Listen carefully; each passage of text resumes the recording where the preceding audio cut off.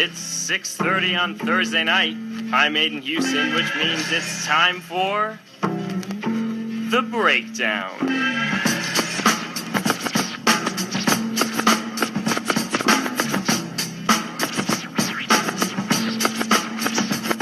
Can I kick it? Yes, I can. Can I kick it? Yes, I can. Can I kick it? Yes, I can. Can I kick it? On tonight's show, you can look forward to hearing about the mysterious death of an Argentinian lawyer involving the country's president, President Obama's gutsy speech regarding ISIS yesterday, and my thoughts about the man, the myth, the comedic legend, Jon Stewart. And of course, tonight's main act, an interview with Children of Rwanda President Siobhan Ordenye. Stay tuned. Come and spread your arms if you really need a hug. Afrocentric living is a big shrug. A life filled with, that's what I love. A lower plateau is what we're above. If you diss us, we won't even think of. We'll nip of the dog and give a big shove. This rhythm really fits like a snug glove. Like a box of positives, it's a plus love. As the trial flies high like a dove. Welcome to the opening episode of The Breakdown. I'm Aidan Houston, and I'll be your host every Thursday night at 6:30 p.m. all semester long. First, let me just tell you a little bit what you can expect from this show. Every week, I'll open the show by breaking down some of the most interesting stories from the week's news, after which I'll be interviewing some of the most interesting people in St. Andrews, Fife, and beyond. So be sure to listen in for some exciting and intelligent conversation to go along with your Thursday night dinner. So, without further ado, let's break down the news.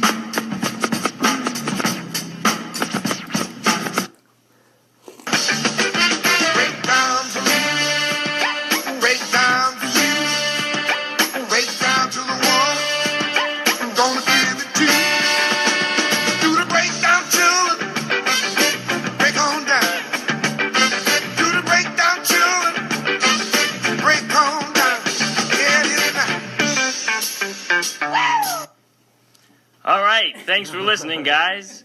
The latest from Argentina is sure to sound like something straight out of a twisted Hollywood screenwriter's back closet, because the story goes like this. High-profile prosecutor Alberto Niesman was found dead last month in his home office, a bullet wound to the head.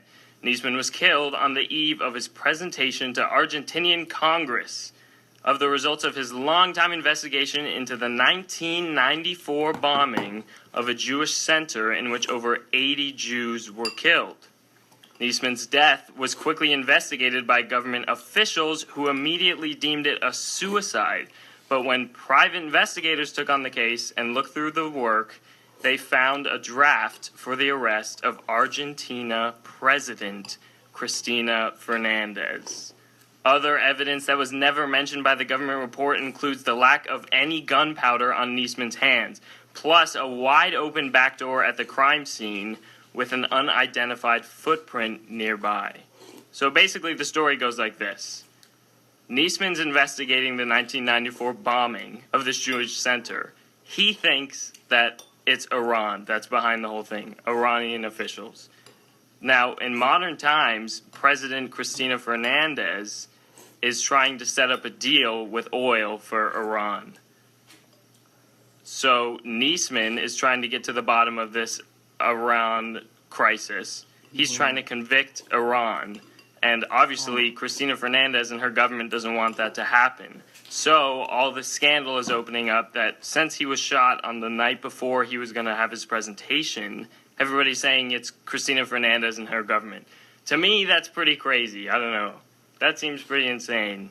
That's the news from Argentina. You make it of it what you want. Next up, we can't go without mentioning President Obama's big address yesterday. So the president, standing in front of key members of his cabinet, delivered a speech in which he called for an updated war powers resolution that will allow him to continue to further his war on ISIS. That's a quote from him from yesterday, his war on ISIS.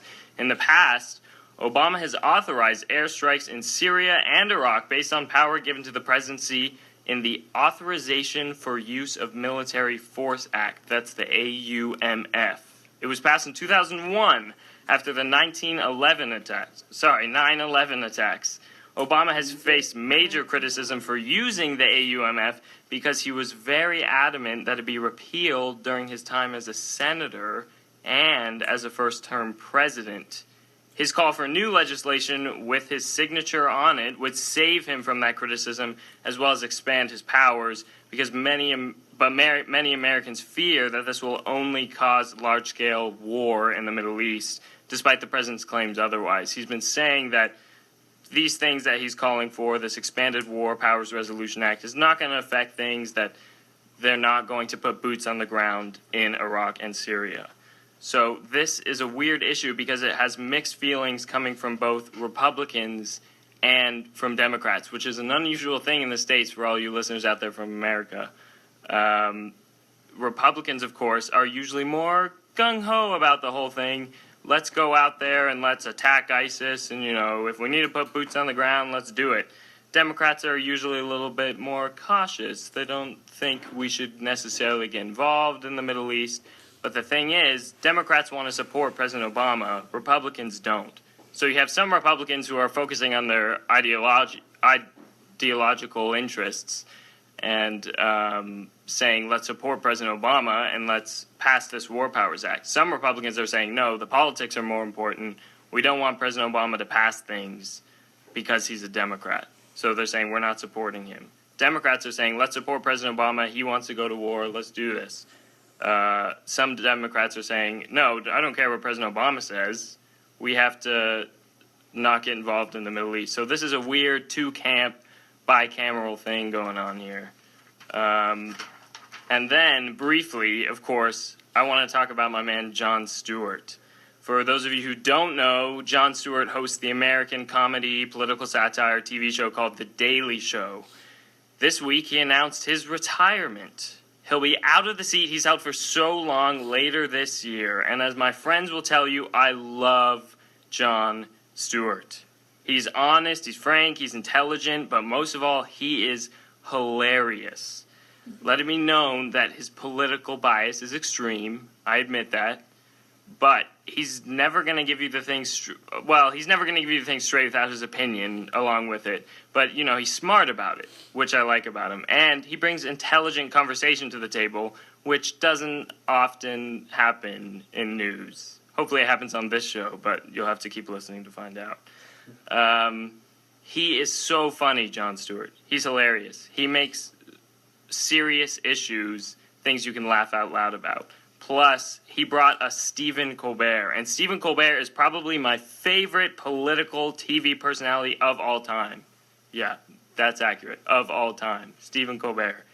He is heading over to Letterman's spot, of course. So it looks like Stewart's chair is up for grabs. I don't know who's going to take over there. And this game of late-night TV musical chairs continues. So, that's it for the news tonight. Up next, we'll hear from Siobhan Ordonez of Children of Rwanda. Stay tuned.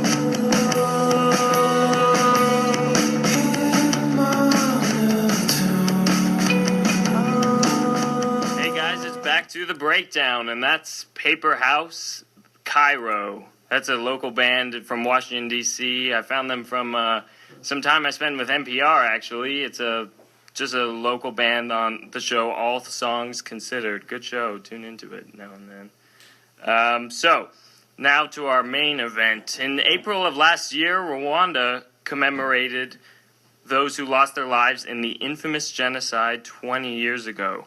Since that date, Rwanda has taken huge steps forward in building a nation that is safe, secure, and prosperous.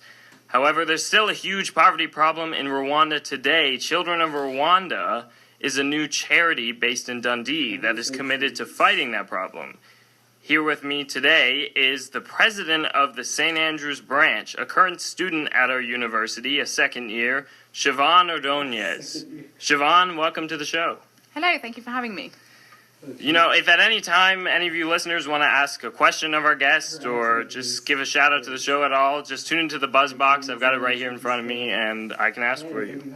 So, Siobhan, give our listeners a little background about yourself. Where are you from? What do you study? All that good stuff. Well, I'm half Spanish and half German.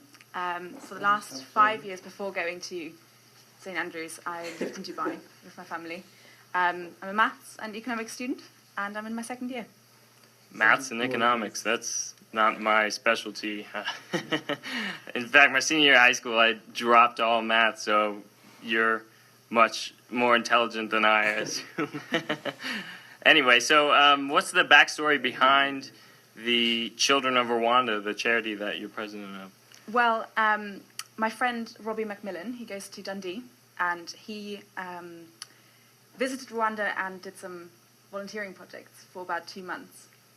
Perhaps a little bit less, maybe between a month and two, where he first and originally volunteered at the orphanage, trying to raise money for the kids there and provide them with clothes and the like, just financial aid for kids in need. But then he actually realized that in comparison to the kids in the village or the villages surrounding the orphanage, these kids were actually quite well off, obviously for the circumstances, and it was really a heartbreaking story whenever he tells me this, because these kids really have nothing, and they're still living with the consequences from the Rwandan genocide, still 20 years later. And I'm talking about situations such as, mothers having been raped, and being then stuck with 5 at least kids, and trying to provide for all of them, but many of them have AIDS or other illnesses, can't provide for their kids because of lack of education and all these kind of things. So we are really just trying to address, it's a very big problem that we won't be able to solve just in one charity, and that's not the point. We've interviewed a lot of families. I think he interviewed about 600 families in his time there to pick out the 120 kids who are most in need for this whole situation, and help them financially so that they can go to school and pay their medical bills, basically. Okay, so how does the charity work? How did Robbie, your friend, set the thing up so that the money can get to the children of Rwanda? Does it go straight to this orphanage, or what's the process? Well, seeing as it doesn't go to the orphanage in a sense, we're looking after the village children. Okay. So what occurs with the money is obviously we fundraise in whatever way we can. He set up an event in Dundee where him and his team went to all the university halls and cleaned the dishes for everyone, and just raised money that way. We're planning a few events and these kind of things. So just in any way we can, we're trying to raise money, and that money is directly transferred to our bank account here in the UK, which is then transferred to the bank account we have in the in Rwanda. Okay. The money itself, as I can just see on the questions, goes, as I said, to our bank account in Rwanda, which we are control of, and then it's directly linked to the school fees and the medical insurance. So we don't necessarily pay for food or clothes directly, but if something is left over after the school fees and the medical insurance has been directly paid to the schools and the insurance companies and these kind of things, obviously we will also buy clothes and books and uniforms and these kind of things. So just recently, as you can also see on our Facebook page, Children of Rwanda was able to pay for some school books and some uniforms because of additional donations that have been made. Okay. So the way the whole thing works is really just, it's very close-knit, very intimate, little charity, and it's really just through the goodness of people that we're fundraising as much as we can. That's great. That's great.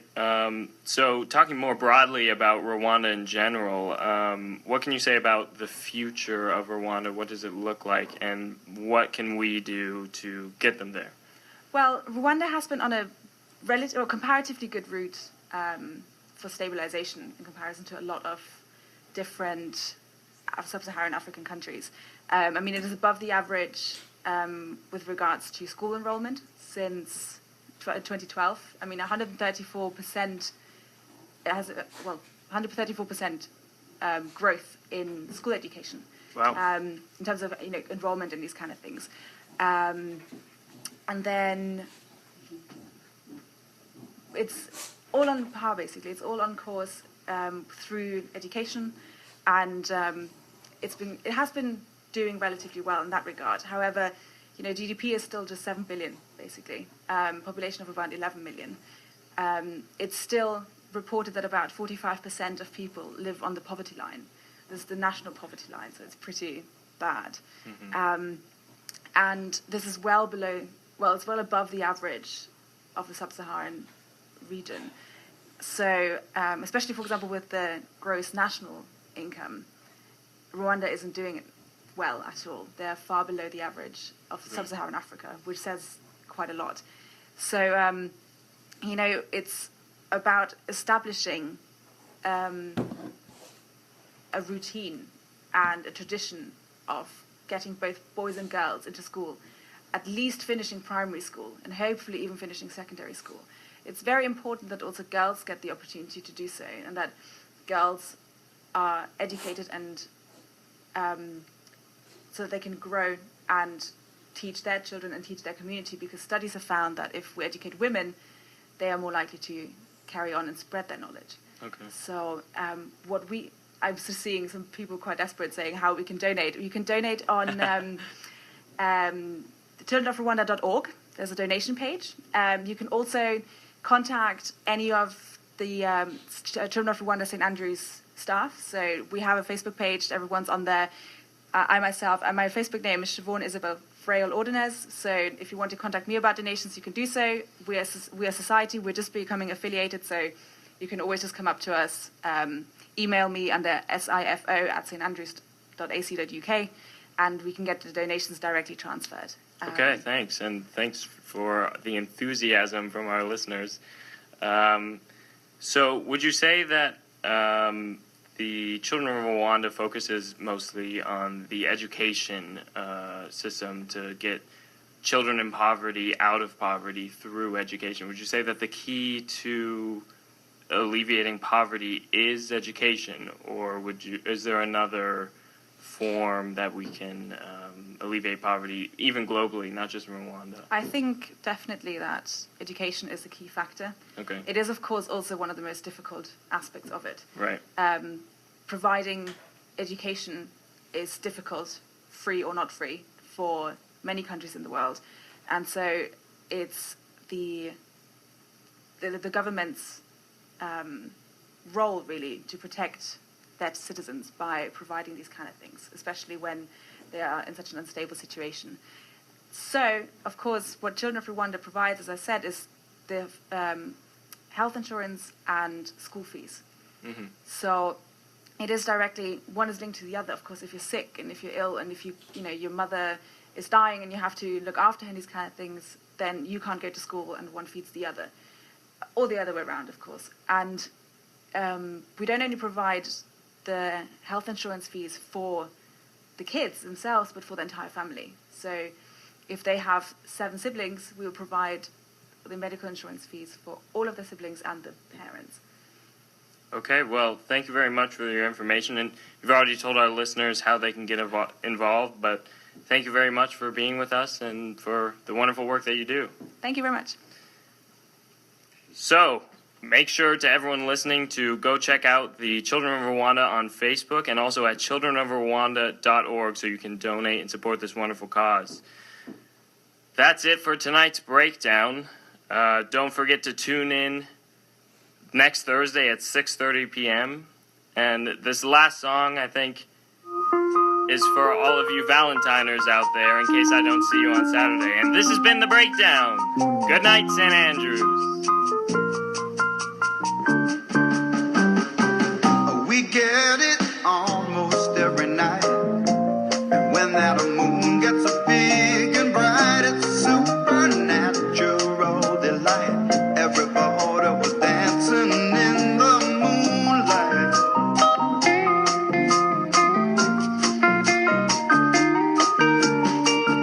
Everybody here is out of sight.